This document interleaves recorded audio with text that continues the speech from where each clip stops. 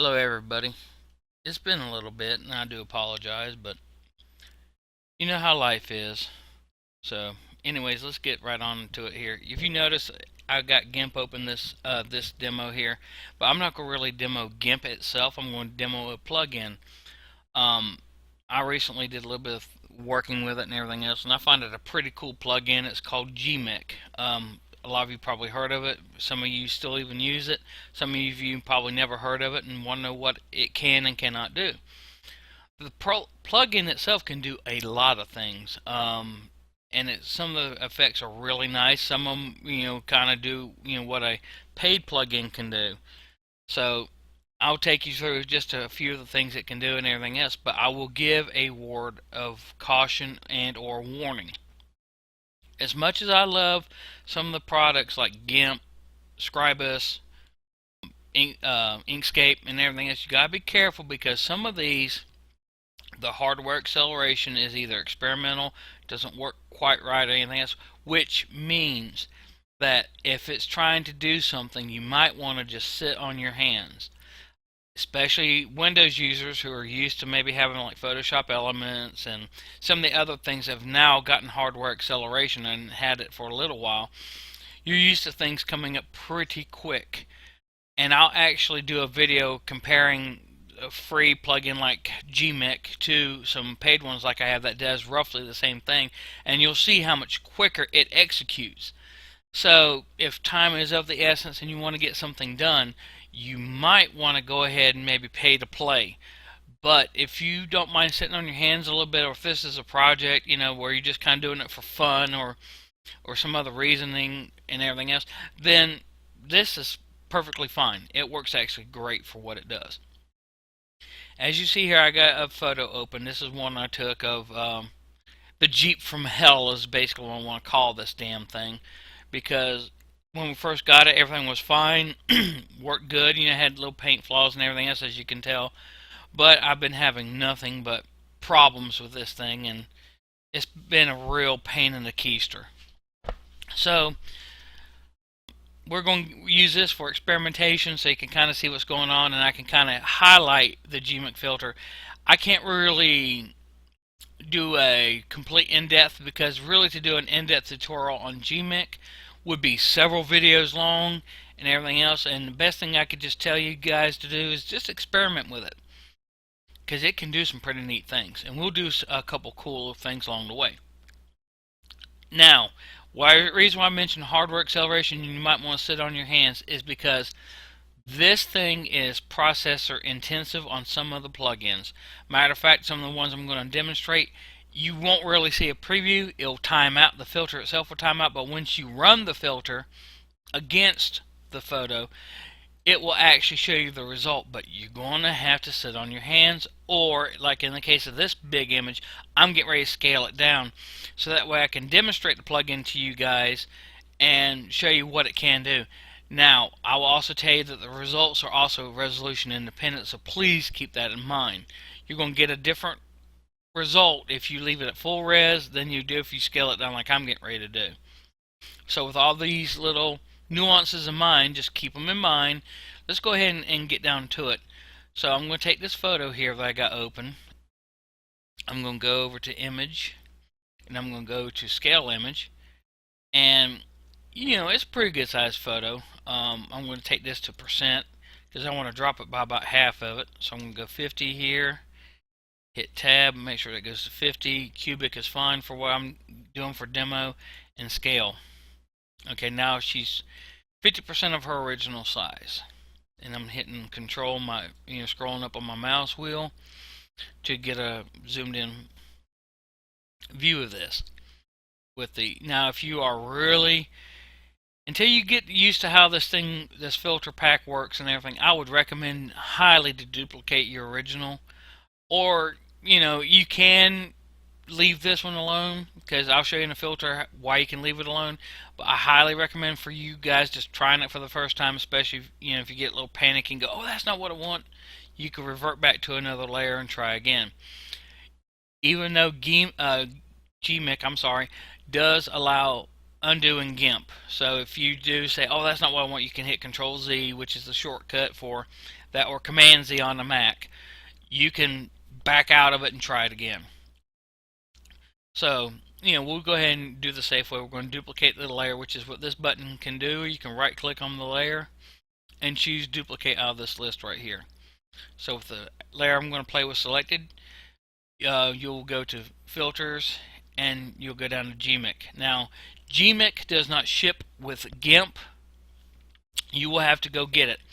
I will provide the link below where you can go get this plugin. I recommend highly getting the plugin from them because it's going to be the latest one. I use GIMP on both Windows and Linux, and I'm finding out that if I get like the extra pack that has all the other scripts and cool things along with it, unfortunately it doesn't come with the latest and greatest of GMIC, and somehow the link to update it is busted in both the ones I tested, both in Ubuntu and the one for Windows. And the only way to keep it updated and make this option down here work, where it says you can refresh to the internet, work, is to get it straight from the source. So I recommend highly getting it from there.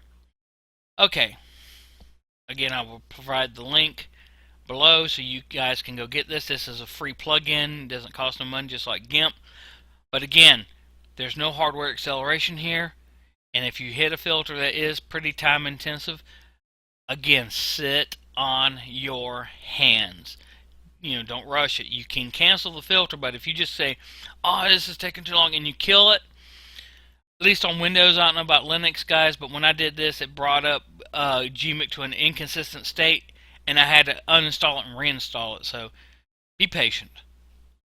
Alright, now I will also say that on GMIC site, you also see what some of these filters, as you see in the middle column here, what some of these filters will do. So if I don't touch on one, you're like, okay, what does this one do? What does that one do? Well, go to their site and they will actually show you examples of what these filters can and cannot do. Alright, let's move this up a little bit so we can see. Here you got a preview window. Here's the size box way down here towards the bottom. You can click on this and you can make it smaller, larger, and everything else. I recommend, for most part, depends on the speed of your computer, leaving it here. Preview mode, I normally just leave this one alone. Same thing with output messages. I mean, if you want to see what this thing is doing, you can. Or if you go to GMIC site and say, hey, look on their form, this filter ain't working, this is what I've got for errors. If they ask you for error log, you can come here and set up where it will kick one out for you. Output mode, now this one you guys may want to play with. Okay, in place default, what that means is it's going to run the filter on the selected layer that you have in GIMP. So it stays right in place. The one I use a lot is new layers. And this is why I was telling you guys that you can probably get away with just using one layer, and this thing will run, and each time it outputs something, it will output it to a new layer. So you don't have to keep duplicating the layers necessarily. New active layers, what this will do is not only create a new layer, but it will choose it. So say, for example, if I run one filter, then I want to run one right on top of it. If I do this, it will automatically select it as the new one for the input for the next function. And then new image basically creates a brand new image in GIMP that you can manipulate and do with as you need. Input layers, now this one you may also need to play with depending. See, it goes to active. Now if you want to do this filter against everything, so like if you do a technique where you can highlight, kill down the highlights, bring up the shadows and things like that, and if you want to see everything go through this filter, excuse me again, folks, you can choose something from here like active and below, for example. So like if I had something going on the top layer here all the way down, it will actually look at this layer and down for the effect. Where, let's go back over here to active and above, you can have it bottom up. A lot of these are pretty self-explanatory, but most of the time I just leave this one just to input layers. So we can do that. But output mode, I am going to change this to new layers because I want each one of these effects I play with to go on top, so we can kind of turn it off and keep running. Okay, now excuse me again, folks. I do apologize. GIMP and GMIC can do some pretty neat things, and there's more things coming down the line. So just kind of, if you're a diehard fan um, of it, just keep on board. And if you guys do get a little patient, just kind of let's see what the new versions have for us, because supposedly some neat things are coming. But I want to touch on here is, okay, one thing that a lot of people want to do with GIMP is cut something away from the background. Okay, and they're like, well, Photoshop, and Elements used to have it. They don't have it anymore because they supposedly had problems with the filter. But they're like, oh, I'd like to, just do the, just cut something out. Well, you can do this in GIMP, and I will warn you guys ahead of time, it does not work too well with this photo because the silver, gray, blue of this car matches too much of these chrome poles in here. I would much rather pull this particular vehicle out using the path tool, which I do have a video up on YouTube already on how to use GIMP's path tool, than this. But I'm going to just show you this for a photo that you may want to use. Also, let it be known that this tool right here I got highlighted right here is a foreground select tool, and it will also pull some images the same way. You just kind of select and paint and everything else, but this one kind of works a little bit different. And it's found under the contours tool in a newer version, and here it is right here, extract foreground. Okay, as you see, there's no preview available. Reason why is because this is an interactive filter, and what that means, folks, is it's going to basically allow you to control what's background, what's foreground, and you can even choose some other functions. And if you look down here, you can see what it does. Left mouse button, or you can create a new foreground control point by clicking on the left mouse button. Right mouse button, denotes background. Mouse wheel, or key with control arrows, lets you view in and out. Space lets you update the preview, which you'll be doing a lot of, so make sure you get your hand near the space bar.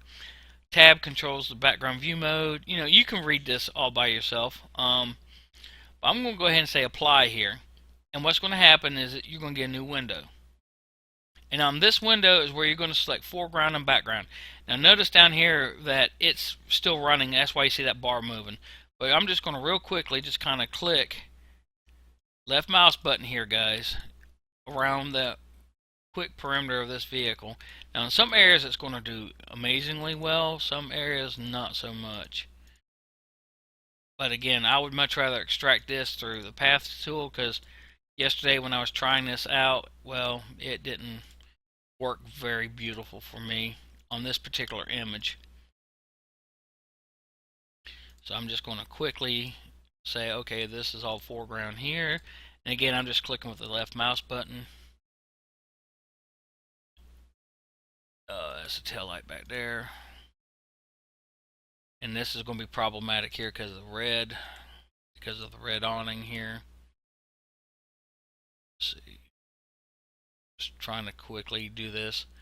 Now, when you guys do this, you'll probably be zooming in and out, taking a lot more care than I am right now. I'm just trying to quickly move through, how this filter pack kind of works. Now, if you place a point down, you need to move it, just click and press down your left mouse button and just click and move it. Alright, we're almost done here, guys. But you'll get the idea. Again, there's a better way to extract this in my opinion, but some of you like that. Now, like I said, I'm going to scroll in with the mouse wheel and see how it zooms in.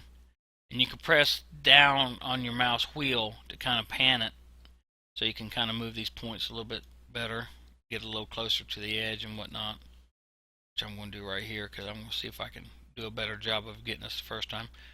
I'm pulling back on the scroll wheel to do that, to scroll out. Now I'm going to right click everywhere that I think is background. And again, this is another one that you will have to sit on your hands, guys, when you run this, because simple fact, This is a CPU and process in intensive. I'm sorry, I can't even talk today. Filter. Unless you got like the latest and greatest, and a nuclear power plant that can power that sucker and move it on along. I mean, a lot of us can't really do that, and you're going to be just like me. You're going to have to wait a minute or scale it down like I had to. I'm almost done here, guys. As you see, I'm just right clicking and placing these dots in the same thing. You can press and hold on the right mouse button to move these dots if they're not in the exact positions.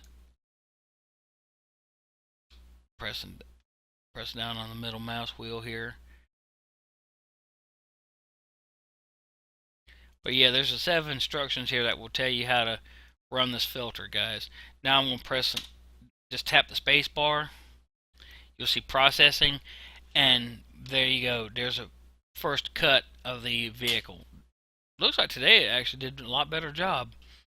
There's still some stuff in here and everything else, but it didn't do a half a bad job this morning.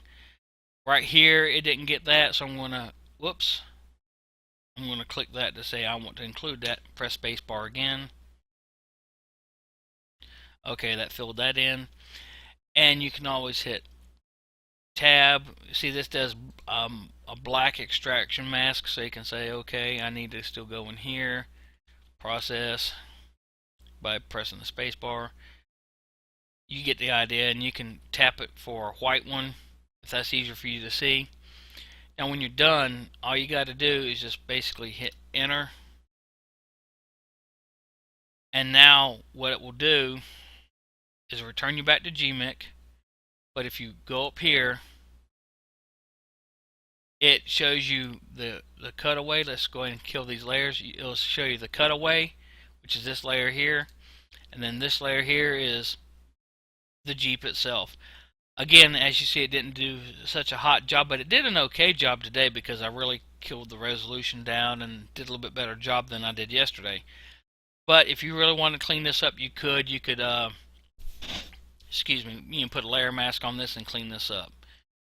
But anyways, that's the foreground extraction feature that some of you may find useful. I'm going to go ahead and kind of get rid of these layers here. Okay, we'll go back to our another one. Let's go back to GMIC here.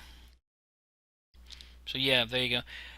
There's the contours group will let you find the contours of an object, and if you click on it, a lot of the times if you look over here, you can see the preview, and you can slide these around. Now some filters, they'll actually have a link down here that will tell you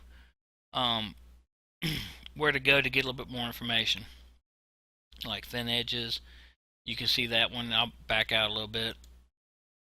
It kind of looks like a line, like a technical drawing now, which can give you a neat effect stacked on top of some other things.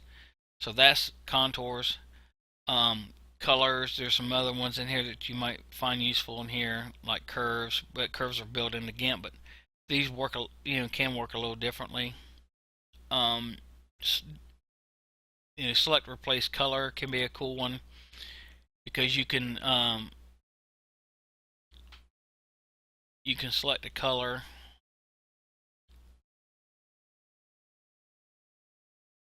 and say okay, and then you can change it with a replacement color if you want to. Vintage style, this makes a photograph, as you can tell real quick, look vintage. And you can change the color of the shadows, mixtures, tints. I mean, you've got a lot of control here to do this. Let me scroll back up here, guys. Now, some of the ones I really think are cool are going to be down here in your repair category. Some of them I do use, like despeckle can be a good one. Remove banding noise. Let's see, pixel denoise can be another one you can run. There is smooth hair, patch based, skin. Skin can be good if you just want to take out some light variations or wrinkles in skin, but you don't want to, clobber it, too badly. That can help you with that. Let's see here. Let's get to some fun ones. Let's go to black and white. See, this is a stencil. again, you can see the threshold smoothness. You can change how it looks. This one I don't use a lot of, but you can kind of see what it does. And again, if you change the threshold, you can change how it looks. See, as I pull this threshold over and change it around a little bit, now it looks like it's like a stamped version of the photograph. You can even put hue in it and everything else, and it's going to warn you that if you do change the zoom on it, that it may be inaccurate.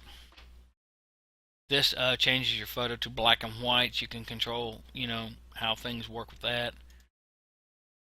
Charcoal is one I do use sometimes. As you can tell, it kind of does that.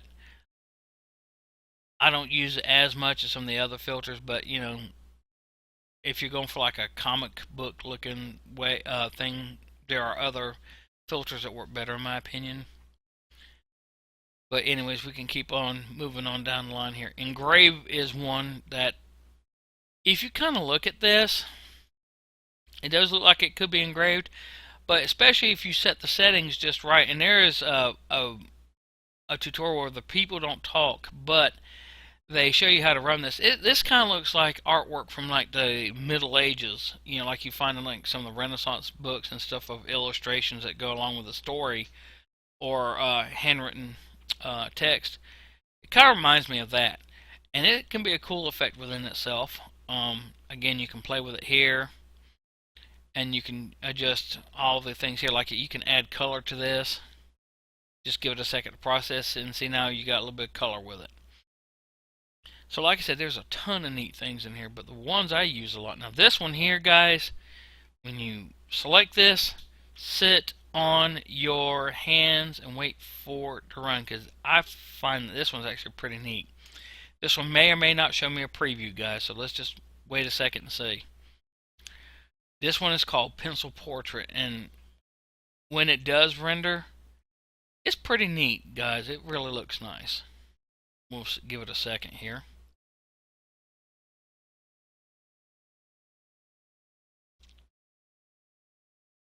It's probably going to bomb out, even though I reduce this down to 50%. See, it bombs out. Now, you can click OK, and it dismisses the filter and runs it, or if you want to keep running filters like I'm doing today, you can click Apply. Reset resets any filter back to its defaults that have been programmed with it. Full screen I don't really recommend, especially if you don't have a strong enough computer to run something non-hardware acceleration. And of course, cancel kills the filter out. So I'm going to click Apply and let this run. Anytime you're running a filter, guys, or anything in GIMP, and you really want to try to kill it, but try to keep it maybe in a consistent state, go down here at the very bottom where you see the little bar moving. A lot of times this will show you what's going on, and there's an X. If you was to click this, it will cancel this out, and it will cancel it out hopefully safely, so you guys don't get it in an inconsistent state. Because even though it's not hard to install the plugin like in Windows or even in Linux, if you're experienced, it's just a pain in the butt to have to go back and do it again. And like I said, this photo, by the way, guys, I took with an iPhone, if anybody's kind of wondering.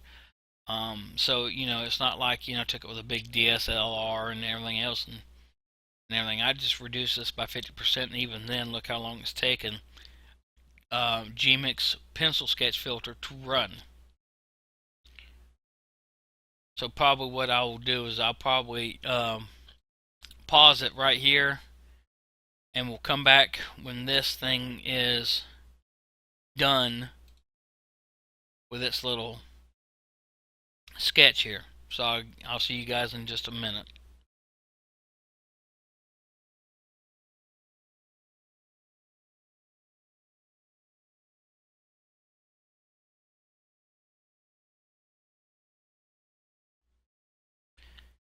Alright, folks, what may seem just a few seconds on video actually took over 7 minutes to get this done.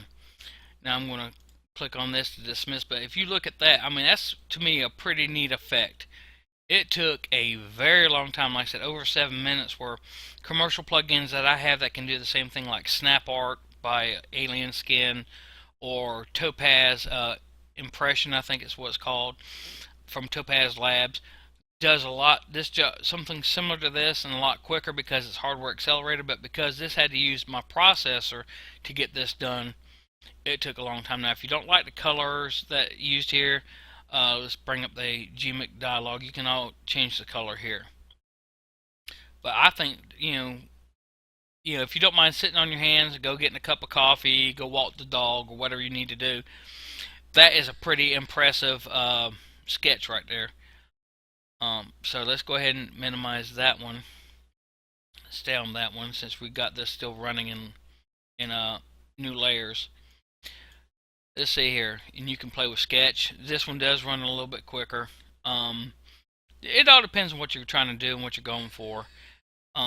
There's another way I could do a pencil sketch in here. It doesn't look quite as good with the lines and things, but I can do that in here. Looks like this one. Okay, there it is. See, that gives you a different effect. It's kind of crisscrossing basically the edges is what it looks like it's doing. And if you hear noises on this recording, I do apologize, but this is the only time I can really get to do it before dealing with the Jeep from hell again. I'm waiting for the rain to clear. Hopefully I can go out there and deal with it. And we do have a home office, so, again, apologies if you hear noises and things going on. Can't help that. But as you see, this is a different look, and this might be the look you're going for. Let's go ahead, and one of the ones I like to use sometimes is ink wash. I think it looks pretty cool. See, it kind of looks like a vintage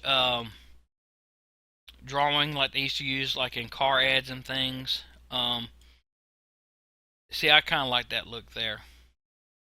And again, you can change how this works. Like contrast, I use automatic a lot. It seems to really improve it. See, I think that looks better. But again, this is subjective. If I click apply here, see the filter runs again, and you'll see in just hopefully this won't take very long. There it goes. See, it puts a new filter, new layer right up here above this one. That. And you can combine the two. Like for example, if I drag this down below here, we turn this back on. But if I go to like, darken only, or actually that didn't work very well, did it? Whoop. It'd be nice if I actually hit the right layer, guys, wouldn't it? Let's try this again. You can get kind of a crossbreed, like it's going from a sketch to an inking. You can multiply it down to get a different effect still. But again, because you're doing different layers, you can control a lot of things like the opacity. You can just have a good old time with these things. I'm just going to go ahead and set that back to normal. Don't matter which way these are stacking because I'm still selecting this. Okay, let's go ahead and do that. Let's click this. And one other one I'll go ahead and demonstrate today for you guys. There are a bunch of ones in here you guys can play with. Under the artistic, there's a lot of cool ones. I see a lot of videos where they use dream smoothing. Now this is another one, guys, with the bigger you go on your photos, the more you're going to have to sit on your hands, because again, this can be processor intensive, especially when it's trying to give you the final result. Hopefully this will not take too terribly long, but you saw from the preview kind of what it does. It kind of smooths everything out. See if I can move to a different location here and see if it will re-render. And by the way, to move to the new location, guys, just hit that little four-way arrow there and just move around. I'm trying to see if I get the grill area here, because that's the more or less where the camera, where I told the iPhone to focus. That looks pretty nice. It's still wavy and wobbly, but this could be an effect you might be doing. Now you can change how many times it works, how it works, and everything else. Again, right here, here's a little link here you can follow if you guys feel like that's where you need to kind of do, kind of brush up on. Cartoon is another cool one. Kind of makes it look more like an illustrated drawing more than a cartoon. I guess it depends on what your idea of a cartoon is. You can control smoothness, sharpening. Let me make sure this is reset from where I was playing with it earlier. But you can see what that does. Again, I think it's kind of neat. Let's see, felt pen can be another one that you guys can use, where it kind of makes it look like somebody, did a quick sketch with a felt pen set. Now, here's the one that I liked over in Photoshop Elements. Photoshop does not have this unless you get something going on, and that's graphic novel. Now, I really like this one.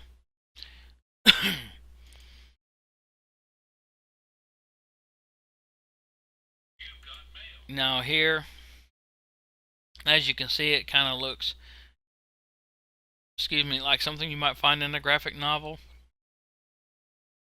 But what you can also do with this is you can change how the blend modes work, because you'll get different versions of it just by changing that. See, when I changed that to color burn, how it did that.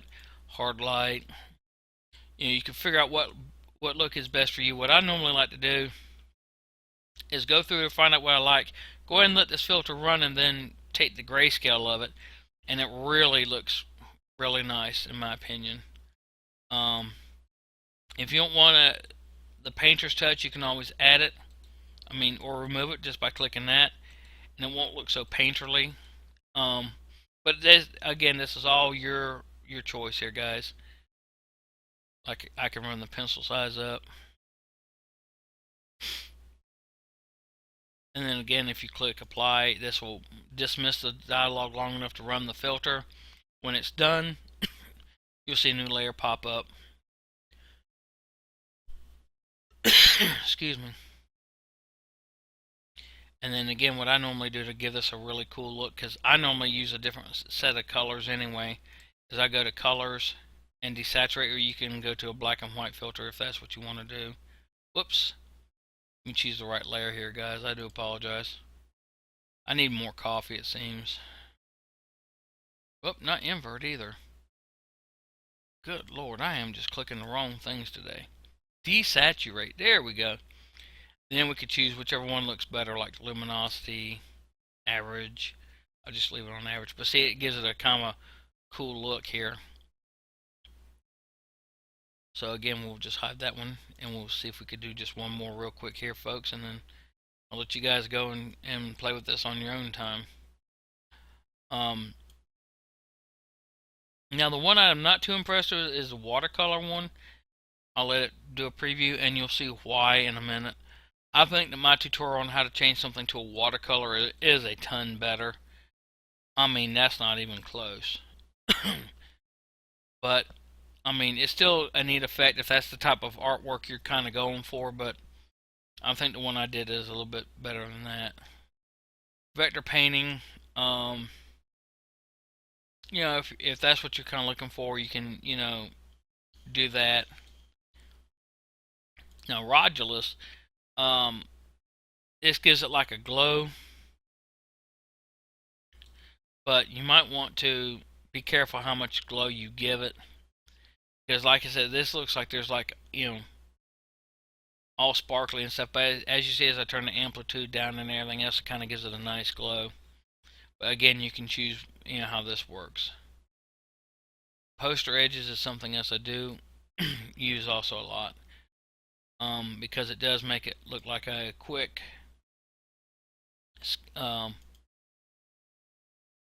poster-like effect. And then again, you can choose how this works. Pen drawing looks about the same as poster edges, just a little bit more detail, a little bit better. Now, painting is another one that can take a little bit, and depending on what you tell it to do for colors and stuff like that, will show up a little differently. See, this is very, very much taken from what it is in the real world, and really just giving you the basic idea. Which again, that's, you could use abstraction, change that down, run the color up, like I'll go ahead and do right now, and let it process. See, now the color's a lot more punchy. We'll turn the abstraction down a little bit, because and we'll turn the detail up.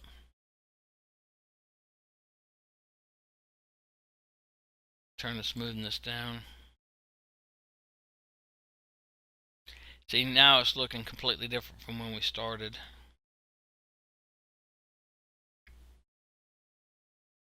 But still, I mean, it's definitely, you know, very abstract type of art that you've got going on right here. But anyways, there's a lot more to explore, guys. There's like tiling and different arrays. Um, you can check that out. Again, they got examples on the website. Details can be used pretty good. Like for example, if you got a photo that might be, you know, need some help, you can use some of these here, like portrait retouching. You can sharpen. There's different ways to sharpen, which can be good here. Degradation. You can, you know, like put CRT subpixels in there, so it looks like, you know, you're looking through a TV. Um, but these are a little chunky. I'd, you know, maybe, you know, do something a little different with that. But like old movie stripes, you know, it looks like it's being shot with an old piece of film. You know, it's like you just took a still of an old piece of film that has scratches been run through the projector or maybe dropped on the floor.